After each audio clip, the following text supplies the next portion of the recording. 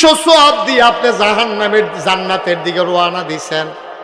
জাহান্নামের দারোয়ান নাম হইল আব্দুল মালেক। আয়া সামনে দিয়ে খেরুইয়া কয় কই যান? কয় ভাই আল্লাহ কইছে জান্নাতও যাইতাম। কয় কবে কইছে? কই যে কতক্ষণ আগে না কইলো আমি না যাইতাম লইতাম।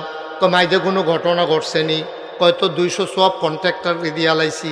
কয় 200 সওয়াব দেওয়ার পরে নতুন কইরা আবার হিসাব মিলাইতে হবে। এখন আপনি জান্নাতি নাকি জাহান্নামী?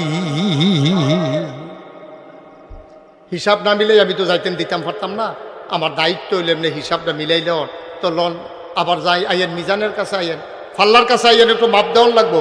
আর মাপ দিয়া দেহে 5টা সওয়াব কম। কয়টা সওয়াব কম?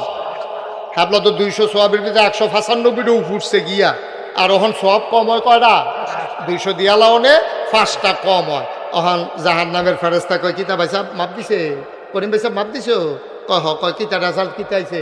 কয় 5টা সওয়াব কম হয়। তো আইয়েন জাহান্নাম হইয়েন নিশ্চিত জান্নাতি। জাহান্নামের দিকে ফাওয়া তো গলার গামছা লাগাইয়া টানতে আছে, এবার আইসি লাইতে আছে। কন্ট্রাক্টরে ভাই চোখ ফাঁক দেয়। হ্যাঁ কয় 2 নেই তো দিছে নহনও চোখ ফাঁক দেয়। এটা কি চোখ ফাঁকের জায়গা? এটা